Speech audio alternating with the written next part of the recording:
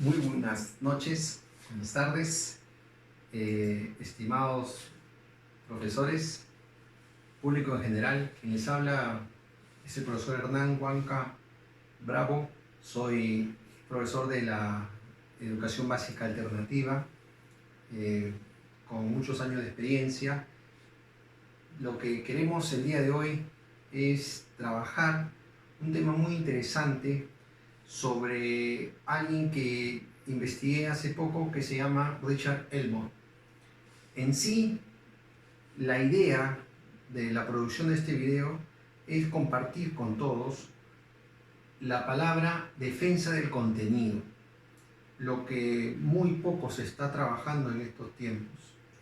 Richard Elmore es un supervisor de unas escuelas en Estados Unidos, y él hizo una investigación en la cual me interesó bastante y quiero compartirlo y adaptarlo al sistema educativo nacional, que esa es la idea principal. Y finalmente, esta investigación, este trabajo, se centra en la pregunta: ¿el alumno está interesado en aprender? Esa es una perspectiva que la queremos introducir en la educación básica alternativa. Y también puede servir la educación básica regular. Bien, iniciemos entonces por el título que hemos puesto: Mejorando la escuela desde un aula de clase. Sí, porque estamos convencidos de que la escuela va a mejorar, la enseñanza va a mejorar, el aprendizaje y los logros van a mejorar sí y solo sí desde un aula de clase. Y eso es lo que queremos compartir el día de hoy. Richard Elmore nos trabaja en su material la palabra tecnología disruptiva. Este término es muy importante y lo quiero trabajar con un par de ejemplos.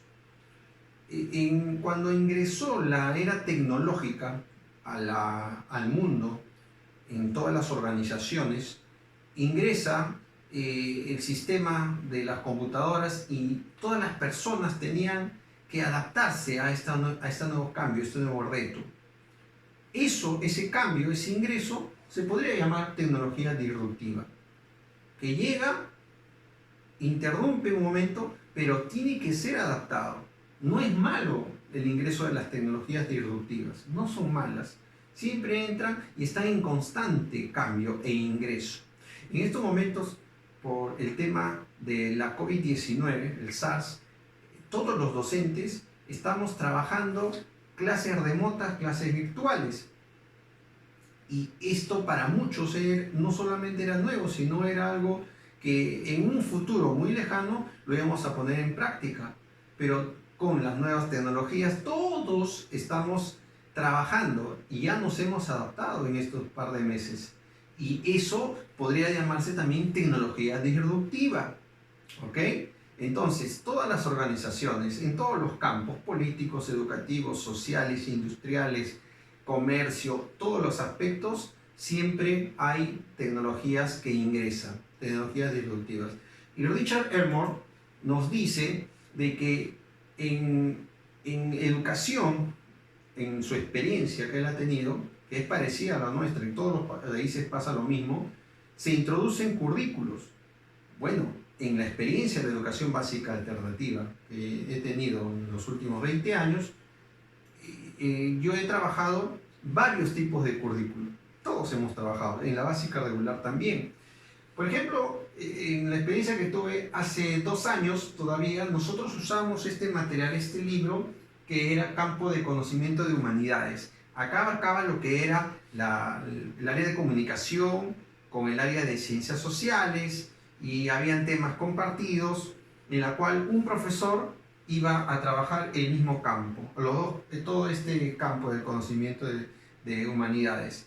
Y el otro libro era el material, el texto de ciencias, donde estaba matemática, donde estaba ciencia, tecnología y salud, se estaban mezclados, se llamaba ciencia y ambiente. Entonces, el profesor de matemática también tenía que enseñar el área de ciencia y ambiente, así como el profesor de sociales tenía que adaptarse al campo del área de comunicación. Entonces, fue complicado trabajar este sistema, que era un sistema semipresencial en la EVA. Entonces empezamos a adaptarnos.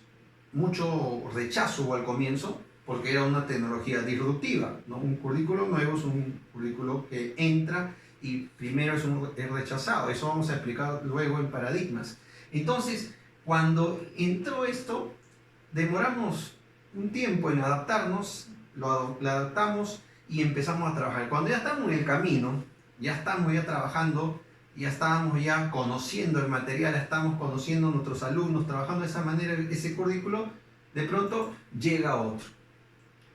Al llegar este otro currículo, que se llama currículo por competencias, esto llegó en el año 2019, en febrero, llegó como otra vez otra tecnología disruptiva, un currículo nuevo, que tenía que ser adaptado, tenía que ser estructurado en el sistema de educación básica alternativa.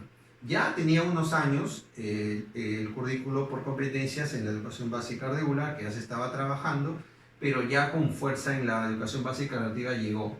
Este nuevo currículo, que se llama Programa Curricular de Educación Básica Alternativa, del 2019, para el ciclo que nosotros trabajamos es el avanzado. Entonces empezamos nosotros a trabajar. Hay una incertidumbre todo el 2019 y hasta este tiempo, ¿no? ¿Qué estamos haciendo? ¿Está correcto este currículo? ¿Lo estamos adaptando o no?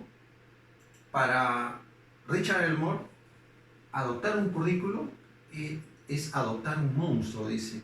Ojo, adoptar, no adaptar, sino adoptar. Significa hacerlo ingresar a nuestro sistema. De eso se trata el currículo.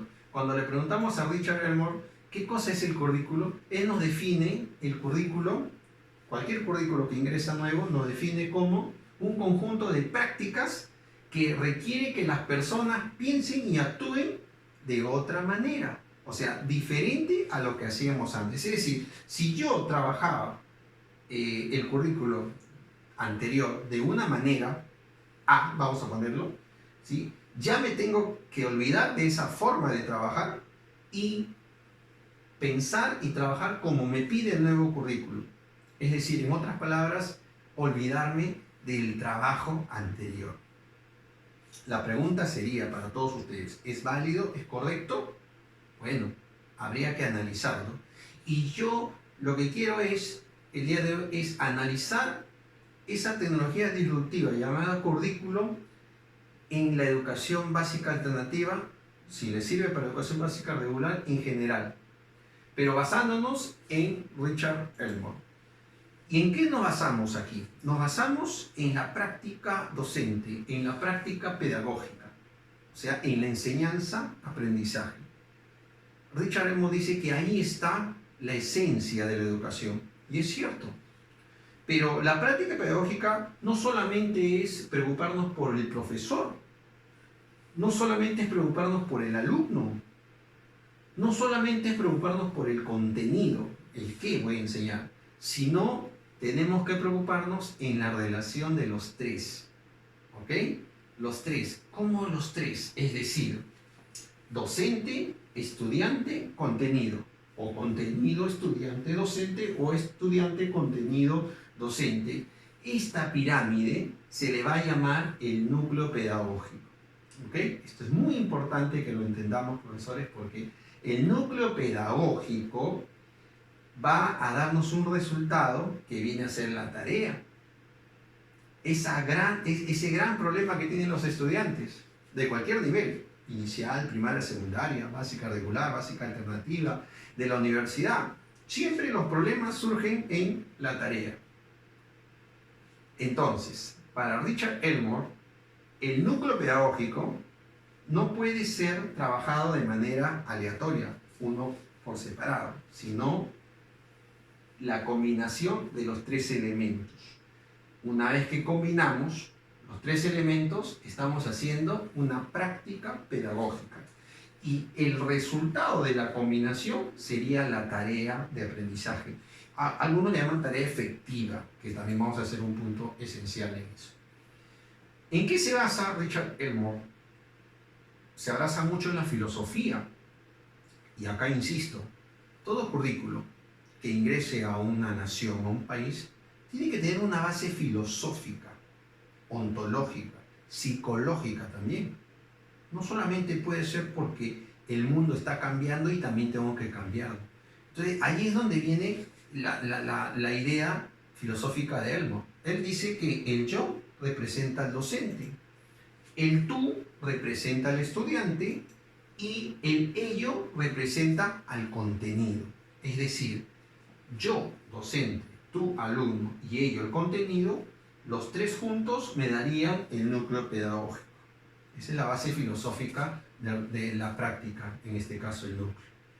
Pero en sí, ¿cómo podríamos trabajar nosotros el núcleo pedagógico? Ya lo hemos dicho, la combinación de los tres elementos me va a dar una tarea efectiva, una tarea auténtica, una tarea que verdaderamente sea significativa para el alumno.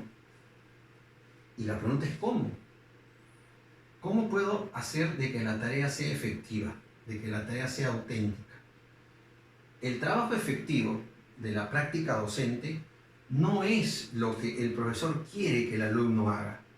Siempre se ha dicho, ¿no? El profesor ordena, el alumno obedece. El alumno hace la consigna o la tarea que el profesor le pide, ¿ok? Y de eso no se trata la práctica docente.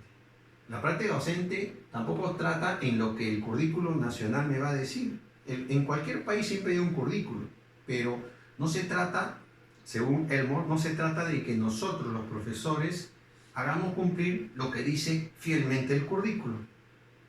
¿Ok? Ahí es donde tenemos que cambiar esa idea. ¿Ok? En realidad, la práctica, la tarea efectiva está en lo que efectivamente está haciendo ¿quién? El alumno, el participante. Él, lo que él está haciendo, esa es la tarea auténtica. Obviamente tiene que haber un compromiso, claro que sí.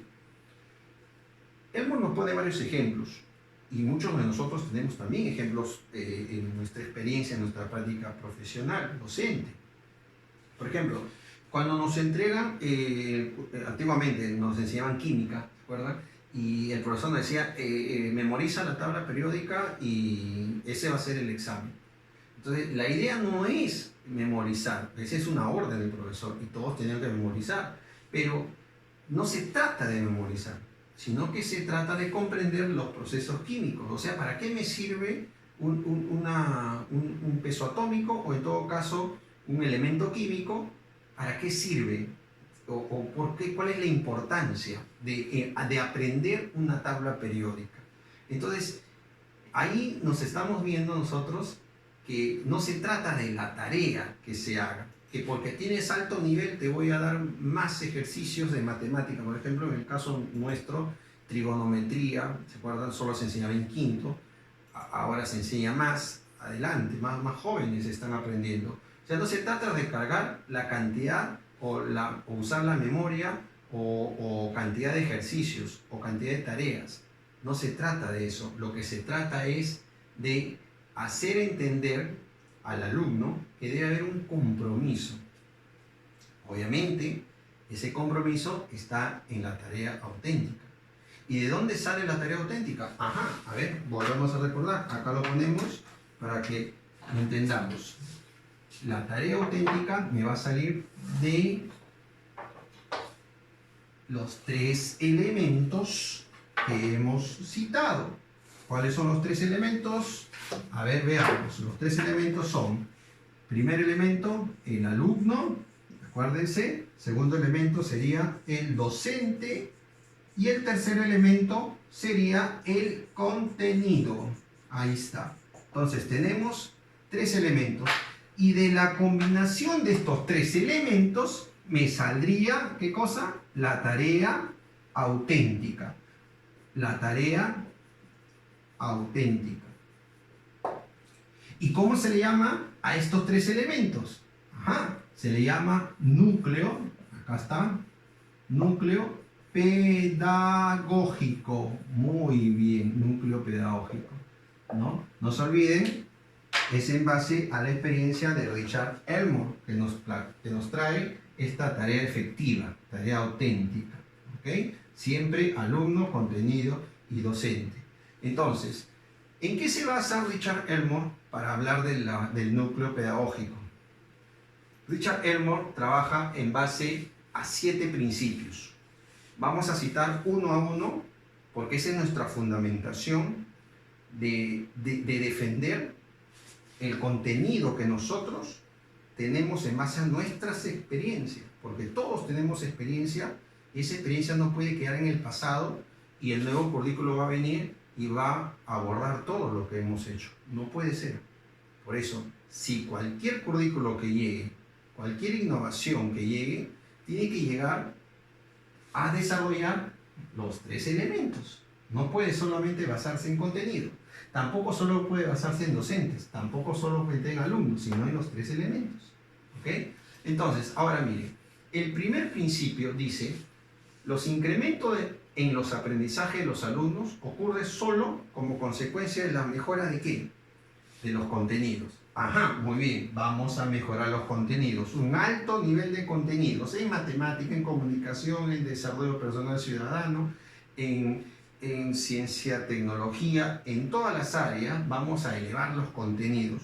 Altos niveles de contenidos, ¿ok? Y en el nivel de los conocimientos y habilidades de los profesores, claro que sí. Yo no puedo solamente mejorar los contenidos y olvidarme de los profesores, ¿no? A los profesores también tengo que desarrollar sus conocimientos, exigir un alto nivel de conocimientos y, por supuesto, habilidades. Las habilidades para explicar, para enseñar, usar recursos tecnológicos, motivación, etcétera. Entonces, ¿no? Eso por parte de los profesores. Y el otro elemento es lograr que el alumno se comprometa. Dice, el primer principio trabaja los 3 elementos, repito, nivel de contenidos, conocimientos y habilidades del docente y un compromiso de los alumnos. Yo siempre pregunto, ¿no?, a todas las personas, ¿cuál es una de las mejores universidades en el Perú? En el Perú, una de las mejores universidades catalogadas a nivel internacional es la Universidad Católica Pontificia, ¿no? Entonces, cuando pregunté por qué tiene tanto prestigio, el egresado está mejor preparado, etcétera, ¿por qué? Entonces, analizo la malla curricular de esa universidad y me doy cuenta de que cualquier carrera, sea ingeniería, sea letras, cualquier carrera, si tú quieres ir a facultad, tienes que primero llevar estudios generales, que son 2 años, ¿ok? Y en estudios generales se enseñan matemática, comunicación, o sea, lenguaje, lingüística, sociología, historia, psicología, filosofía, economía. O sea, es una base para poder llegar a la facultad. O sea, no cualquiera pasa esos 2 años. Entonces, está basado mucho en contenidos esa malla curricular. Y a eso se le suma que los profesores tienen que estar muy bien preparados para poder enseñar esos contenidos. Tienen que tener buenas estrategias.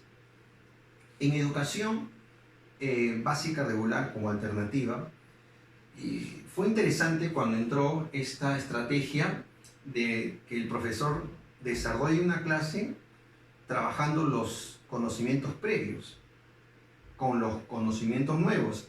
Eso se llamaba el aprendizaje significativo, ¿no? Es una ayuda extraordinaria. Entonces, hoy eso llegó, los profesores lo adoptaron como una gran habilidad para el trabajo en el aula y es un éxito, porque los alumnos se sienten más motivados al trabajar los aprendizajes previos, ¿no? Y, por supuesto, buscar el compromiso del alumno. Por ejemplo, vamos a poner acá. Supongamos que yo quiero que mi alumno sea un alumno líder, un alumno líder, trabajador, un alumno comunicativo, una buena empatía, con honradez, desarrollo de sus habilidades blandas. Necesito un alumno con esa capacidad. ¿Cómo puedo lograr que él se comprometa a hacer eso? Obviamente, trabajando una buena estrategia docente y trabajando unos excelentes contenidos. Entonces, repito, alumno, profesor y contenido. Ese es el primer principio que nos propone, en este caso, Richard Elmore. ¿Ok? Muy bien. Sigamos. Segundo principio. ¿Ya? El segundo principio se trabaja, dice, si tú modificas uno de estos tres elementos del núcleo pedagógico, cualquiera que sea, ¿sí? Vas a tener que cambiar los otros dos. O sea, tú no puedes cambiar solo uno. O sea, si tú quieres modificar uno, modifica los otros. Si tu currículo que ingresa a modificar solamente el tema de alumno, también tienen que modificar o mejorar o cambiar el tema de contenido y docente. Siempre nos preguntan, ¿no? ¿Por qué hay un bajo nivel de enseñanza en el Perú? Estamos bajos en la prueba PISA, nuestros alumnos no saben leer, o sea, no entienden lo que leen, tienen problemas, nos han vapuleado, ¿no?, en ese campo. Entonces, la respuesta dice, no hay una incorporación de conocimientos y habilidades de los profesores en la nueva estrategia curricular, por tanto hay bajo nivel. Y es cierto. Por ejemplo, cuando entró el nuevo currículo de educación básica alternativa el año pasado, en 2019, los profesores todos hemos tenido pocas capacitaciones y lo único que nos han exigido es desarrollar el currículo, ¿no? 034-2019, febrero. Ese currículo de educación básica, eso tenemos que desarrollar. Y está basado en desempeños, en estándares, en contenidos, en estándares, en desempeños, en competencias, en capacidades. Trabajar eso, nada más. Entonces, los profesores estamos abocados a eso, ¿no? Entonces, eso nos hace olvidar de los contenidos y de lo que verdaderamente el alumno debe aprender, ¿no? Porque estamos concentrados netamente en el tema del currículo. Estamos más centrados en esa parte curricular y también en los libros, porque si no terminas el texto que te están dando, entonces puede haber una sanción, ¿no? Entonces no estamos concentrados en lo que verdaderamente a nosotros nos debe interesar en la práctica pedagógica, que es la respuesta que entrega el alumno a lo que yo le enseño, al contenido. Esa respuesta no la estamos analizando, no lo tomamos en cuenta. ¿Por qué, profesor? Un ejemplo práctico. En educación básica alternativa y en regular se enseña el inglés. ¿Por qué? ¿Por qué se enseña el inglés? Antes no se enseñaba en la EVA, ahora sí. Es que el inglés es el idioma universal, ¿no? Pero la modalidad indica de que hoy los jóvenes tienen que aprender el otro idioma, porque así van a poder tener mejores empleos. Es una regla general. Pero tanto en la educación básica regular como en la alternativa, cuando el alumno egresa y haber estudiado sus 5 años inglés, no tiene la base del conocimiento. Se tiene que ir a un instituto, se tiene que ir a una universidad o qué sé yo, y estudiar, y ahí sí verdaderamente aprenden. Hay institutos que se especializan en eso. Y la pregunta es, ¿por qué en el colegio no aprendió y por qué recién al instituto va? Insisto, se incorpora el curso de inglés, que es, vamos a decir así, pensando en que el alumno va a tener mejores conocimientos, mejores habilidades, mejores aptitudes y actitudes para poder enfrentar más calificado, ¿no?, su labor y poder tener mejor remuneración y obviamente tener trabajo. Pero en realidad solamente nos centramos en el tema del alumno, pero estamos viendo qué le estamos enseñando dentro del curso de inglés. Y lo peor, solo se enseña una vez a la semana. Por eso es que no aprende. En cambio, cuando va al instituto, que conocemos que hay muchos, como el IGNA, británico, Euroidiomas, ¿por qué ahí se aprenden los chicos? ¿Saben por qué aprenden? Porque es todos los días. Y es más rígido, son otras estrategias que emplean, el contenido es diferente y ahí se aprende. Entonces, ¿por qué tiene que haber una buena práctica pedagógica en ese instituto y por qué no hay esa misma práctica pedagógica del curso de inglés, por ejemplo, en la educación básica regular y básica alternativa? ¿Por qué no? Es la pregunta. O sea, el cambio, la tecnología disruptiva, que es el currículo que está entrando, solo se está abocando a que el alumno se le dé la oportunidad de llevar el inglés. pero no se le está diciendo que tiene que llevar altos contenidos, una mejor preparación docente, estrategias y por supuesto cantidad, tiempo, que viene a ser las tareas. Yo estoy de acuerdo que se ve el inglés, pero que se lleve diario. Y no solo el inglés, sino que también perfeccionemos otros idiomas o también idiomas nacionales o lenguas nacionales. Intervenir, por eso dice acá, intervenir solo uno de los tres ejes del núcleo pedagógico implica intervenir a los otros dos. Insisto, si yo solamente me centro en el alumno, tengo que centrarme en el contenido y en el docente. Eso es lo que te pide en el segundo principio. No se puede modificar uno solo, aleatoriamente, sino los tres. Ahora, ¿cómo logro eso? ¿Cómo logro involucrar a mi alumno? Es muy sencillo, ¿no? Por ejemplo, Benjamin Franklin nos da un refrán, dice, dime y lo olvido. Es explicar. Enséñame y lo recuerdo. Involúcrame y lo aprendo. La idea es involucrar a todos los actores. Vamos por el tercer principio. Si no se puede ver el núcleo, no existe. ¿Qué significa esto? Que supongamos que hay mucha inversión en educación. Supongamos que el Perú de un momento a otro sube su presupuesto en educación de 3,9, supongamos que suba a 7,7 en Suecia, ¿ya? Así como en Suecia o Dinamarca, sube su presupuesto en educación. Supongamos que de un momento a otro haya una gran inversión en educación. ¿En qué se usaría ese dinero? Vamos a poner mejor infraestructura, o sea, llámese así, colegios, también puede haber mejor compra de material educativo, carpetas, pizarras, tecnología, o también puede hacer mayor cantidad de textos, libros para los alumnos. Es decir, puede haber una infinidad de inversión en diferentes campos, como también sueldo de los profesores.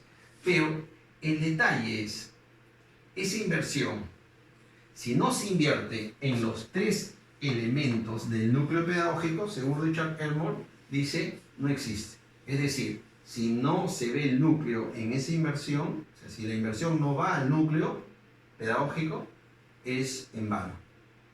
Ok, entonces ustedes dirán, ¿a dónde tiene que ir la inversión? Ajá, contenidos. Mejorar el nivel de los contenidos. El alumno, claro. Darle un compromiso. La inversión tiene que ser en base a ese alumno. Y el docente, los tres elementos. ¿Ya? Por eso dice, no importa cuánto dinero se invierta si el núcleo no está dentro de esa inversión. ¿Ya? Entonces, es muy importante invertir en educación, sí, pero en el núcleo pedagógico. Una buena teoría. Ahora, esto nos lleva a ver qué producto tenemos del núcleo pedagógico. El producto se llama tarea pedagógica. La tarea auténtica es el compromiso que el alumno asume con esa versión. ¿Ya? Entonces, acá dice la tarea predice el desempeño. Claro que sí. Los alumnos, ¿no?, están efectivamente haciendo. No se trata de ver el trabajo del profesor. O sea, lo que se trata acá, en este principio, es ver lo que el alumno verdaderamente está haciendo. No la tarea que el profesor quiere que haga el alumno. No. Si lo que el alumno está efectivamente haciendo es preguntarse, el mismo alumno se pregunta, ¿por qué tengo que hacer esto? ¿Por qué tendría que yo hacer esta tarea? ¿Por qué? ¿No? ¿A qué se debe? Yo miro mucho internet actualmente, he sacado este meme que dice, cuando es domingo, ¿no? Cuando es domingo, en la noche, recién estamos preocupados los alumnos haciendo las tareas. Incluso hay un meme donde hay una mamá que está corriendo comprando la cartulina. ¿Por qué? Porque tiene que hacer un dibujo, presentarlo el día siguiente. ¿Por qué esa tarea no se organizó en la semana cuando lo entregó anteriormente el profesor? Y yo siempre voy a decir que hay tres tipos de alumnos en todas las escuelas. El primer tipo de alumno es aquel que no hay que decirle nada, que lo hace solo, es un extraordinario alumno, solito, aprende, hace sus investigaciones y sus tareas. El segundo alumno es el que hay que decirle que haga sus tareas, así como empujando, ¿no? Y el tercer alumno es el que no hay que decir. Ese alumno, así le digas, así le recomiendes, lo premies, no va a hacer, no tiene interés. Entonces, en esa práctica pedagógica, en la relación del núcleo, tenemos que preguntarnos, el alumno se pregunta, ¿por qué yo tendría que hacer esa tarea? De eso se trata. La tarea tiene que predecir el desempeño del alumno. No se trata de que la tarea la haga el alumno porque el profesor le va a jalar. Si no, mire, tenemos esto. O sea, este alumno está obligado, ¿no? Más está obligando, contrata a una profesora para que le enseñe. Entonces, de esa manera, no hay compromiso del alumno por querer aprender, ¿no? O sea, la tarea no está siendo efectiva, no está siendo auténtica. Por eso, ¿cómo vamos a lograr que la tarea sea auténtica? ¿Cómo voy a lograr que la tarea, que el contenido que le estoy dando a mi alumno, le sea de su interés? ¿Cómo puedo lograr eso? A través de una rendición de cuentas. ¿Qué es el sistema de rendición de cuentas? Acá pongo un ejemplo histórico. Por ejemplo, en la época virreinal, cuando un gobernante terminaba su mandato, se iba a España, casó el virrey y tenía que hacer rendición de todo su mandato. En el caso de los alcaldes también, en aquellas épocas, hacían una rendición de su trabajo, un balance, ¿no? Como se llama. En educación, trayendo este ejemplo, los profesores tenemos que hacer una rendición de cuentas a fin de año, ¿no? Esa rendición de cuentas, lamentablemente lo tengo que decir, está en base al currículo. El currículo que ha entrado el año pasado, 2019, a EVA, y a E-Verde ya entró hace 4 o 5 años, indica de que el perfil de egreso de mi estudiante tiene que basarse en las competencias, en las capacidades, en los desempeños, en los estándares que están escritos en ese currículo que he ingresado. No está mal que nosotros trabajemos en base a esto, no está mal, yo insisto, es un formato nuevo que lo estamos adoptando, lo estamos trabajando y vamos, por ley, tenemos que trabajarlo a nivel nacional. Pero el tema acá, si yo voy a hacer mi rendición de cuenta como profesor de aula en base al currículo, entonces no estoy haciendo una rendición correcta. Dice, las tareas que se asignan al alumno dentro del núcleo pedagógico es lo que determina el aprendizaje escolar. El aprendizaje escolar va a determinarse básicamente en esa rendición de cuentas que yo haga, pero va a ser en base a la práctica del núcleo pedagógico. No va a ser en base a un perfil de egreso, no, sino a la verdadera práctica, lo que el profesor está haciendo en el aula. Por eso dice acá, la rendición reside en las tareas que se le encomienda al alumno. Ahí está la verdadera rendición de cuentas, ¿ok? No en lo que dice el currículo. Por ejemplo, el currículo dice desempeños, ¿no? Esto es lo que quiero que el alumno logro de aprendizaje. Eso es lo que necesito. Entonces, pero sin embargo, Richard Elmore nos dice de que la verdadera rendición de cuentas, el verdadero progreso está en lo que el alumno desarrolla como una tarea dentro del núcleo pedagógico. Interesante. Obviamente, eso nos lleva a nosotros a decir que como docentes, ¿qué estamos haciendo para que esa tarea sea efectiva? Entonces, Richard Elmore nos da un ejemplo. Este ejemplo que es muy práctico para todos nosotros.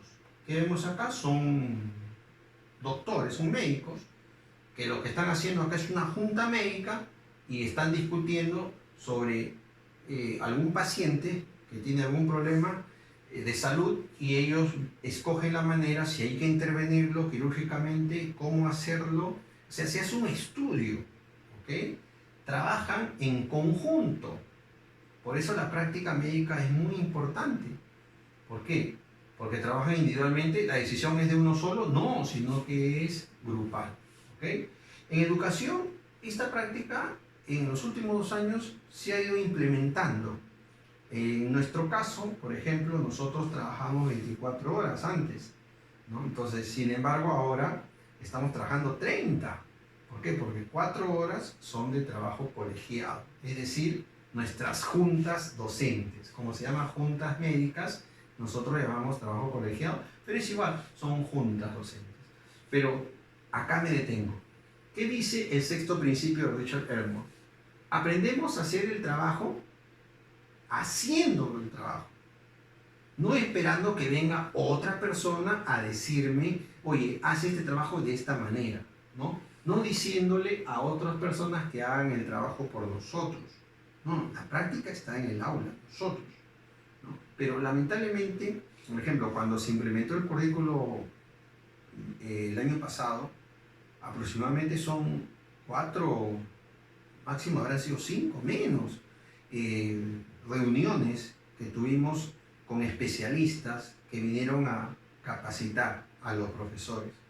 Bueno, la palabra capacitar no creo que sea lo mejor, lo correcto. Especializar tampoco, porque el profesor es el profesor es capaz, tiene muchas capacidades. Especializar, no creo que el profesor deba especializarse. Un profesor tiene que ser holístico, tiene que ser completo. Yo prefiero decir perfeccionar. Perfeccionar al profesor para que adopte este nuevo currículo, esta nueva tecnología disruptiva. ¿Okay? Entonces, pero el currículo entró, pero no hemos sido todos los profesores perfeccionados, ¿no? O como le quieran decir, capacitados y especializados. No hemos logrado, no se ha logrado en un año. ¿Se esperará en los próximos años? Claro, con la autoinvestigación, el profesor se va perfeccionando y va agarrando. Pero espero que cuando ya todos nos involucremos y empecemos a hacer nuestro trabajo y empecemos ya en la práctica a adoptar este currículo por competencias, por capacidades, por desempeños, usando el libro de manera perfecta, con una tarea efectiva, esperemos que no llegue otro currículo y suplante a este. O sea, no se puede dejar la experiencia pasada porque fue en el pasado y ya no sirve. Al contrario, eso enriquece más. Por eso todo cambio no se puede dar de arriba hacia abajo, de manera deductiva, porque alguna política educativa cree que es mejor ese cambio, o porque en algún país funcionó, como en España. Ya, eso, como funciona en España, hay que hacerlo en el Perú. En eso sí no estamos de acuerdo. No es porque sea malo, no, ninguna idea es mala, sino simplemente porque el cambio no debe ser deductivamente, de afuera hacia adentro, del mayor, de la idea mayor al menor, no. El cambio tiene que partir de la práctica, del núcleo, es decir, del alumno, docente y contenido, de acá. De ahí tiene que salir. Y obviamente los actores principales son los alumnos, pero también son los profesores. Y en estas juntas de docentes vamos a hacer propuestas pedagógicas y mejorar ese currículo que está llegando. Y obviamente darle mucho peso a los contenidos y hacer que ese contenido, esa tarea efectiva, sea auténtica. ¿Por qué? Porque el alumno se compromete a hacerlo y verdaderamente aprende, ¿no? Entonces, eso lo vamos a lograr haciendo verdaderamente ese perfeccionamiento docente con un verdadero estudio, una gran inversión en la especialización o en la capacitación, como le quieran llamar. Yo le llamo perfeccionamiento. Entonces, pero no esperar de que haya alguien que nos diga qué hacer o cómo hacerlo. Por esa razón, dice, el profesor siempre le ha gustado un atajo, ¿no? Para solucionar un problema, ¿no? Entonces, nada, eso. ¿Cómo lo hago? Así, ya, copia, ya, control B, control C. Copiar, pegar. Y no es la idea.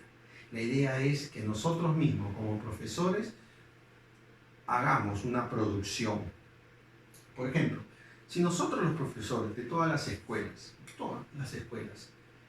sea básica regular, básica alternativa, si todos nosotros nos reunimos, hacemos una unión por especialidades o por grados, lo que sea, y empezamos a producir nuestras propias fichas de trabajo, nuestros propios materiales, ¿no? Y reemplazando al material que nos da el ministerio, que no es malo, insisto, pero sería mucho mejor que nosotros, en base a nuestra experiencia, trabajemos ese contenido que nos dé esa libertad.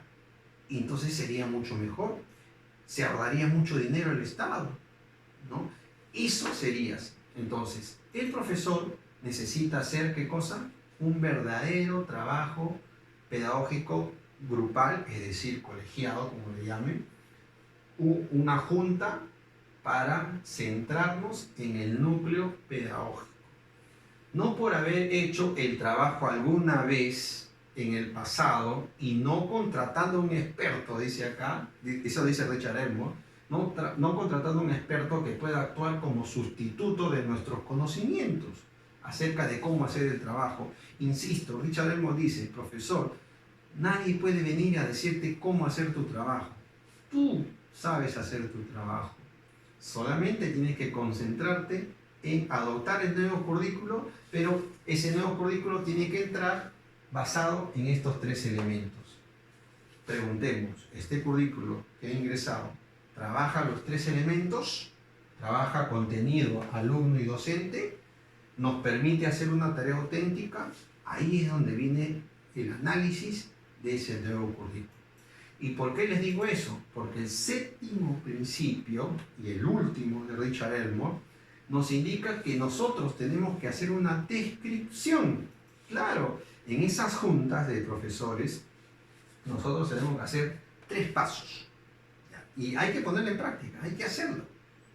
Hagamos. Esto no es innovación, esto no es nuevo, esto lo hacen en muchos países. Y de repente acá en el Perú también lo hacen, pero de repente no está muy difundido.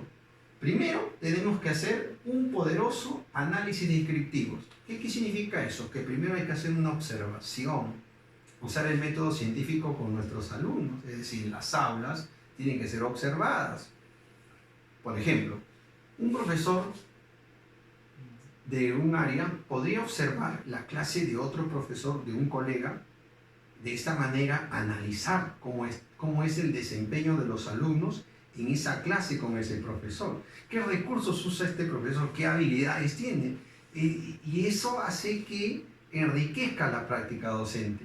Se tendrían que hacer esas juntas entre profesores, independientemente de la especialidad, porque la realidad de una escuela en la ciudad es diferente a la de otra escuela de la misma ciudad, pero en otro sector social. Y la realidad de este distrito, de estas escuelas de este distrito, de esas provincias, de ese departamento, como vamos a llamar, esa región, es diferente a la realidad de otra región, de otra cultura, de otro clima, de otro estilo de vida, de otras costumbres, es más, de otro tipo de habla, lenguaje. Entonces estamos hablando de que el currículo no puede ser pues para todos igual. Tiene que ser adoptado o adaptado, como le quieran llamar, pero el docente en su práctica tiene que hacer una descripción, ¿ok? Describir antes de analizar. Primero llevar toda la información, observar. Una vez que empiezo a analizar, recién empiezo a predecir. ¿Qué cosa voy a predecir? Voy a predecir la tarea, voy a predecir la respuesta del alumno ante la tarea que yo le voy a dar, ¿ok? Y una vez que hago la predicción, o sea, hago la tarea, recién empiezo a evaluar. Repito, primero se hace la descripción, el análisis, que es categorizar las preferencias de mis alumnos, las características de mis alumnos, y luego formulo una tarea efectiva. Si esta tarea es para mis alumnos, por ejemplo, ¿por qué no elevar el nivel en ciertas aulas de la educación básica alternativa? Hay alumnos que son muy buenos y hay que darle mayor nivel académico, ¿no? Entonces, pero si lo envuelvo todos en un mismo nivel estándar de aprendizaje, algunos van a aprender y otros, en vez de aprender, se van a aburrir y no van a tener éxito y motivación por querer aprender más. Eso pasa también en educación básica regular, supongo. Entonces, y luego de hacer el análisis, voy a predecir, hacer una buena tarea y finalmente voy a evaluar. Acá hay un ejemplo que Richard Elmore nos da y me interesó bastante. Él, cuando fue a las escuelas a supervisar, él miraba que todos los profesores hacían grupos, los alumnos, ¿no? Porque el currículo le pedía que haga grupos, que se trabaje con esta estrategia. Entonces los profesores obedecían. Oye, determinó en una de sus visitas, vio de que los alumnos hacían el grupo, pero todos trabajaban individualmente, es decir, el alumno hacía solo, el otro solo, estaban juntos, pero individualmente. Es decir, trabajaban en grupo, pero de manera individual. Entonces, ¿por qué? Porque la tarea era muy sencilla, dice él. Muy fácil era la tarea. O sea, la tarea no era efectiva, era una tarea sencilla y lo terminaba. Y ya está. Y de eso se trataba la clase.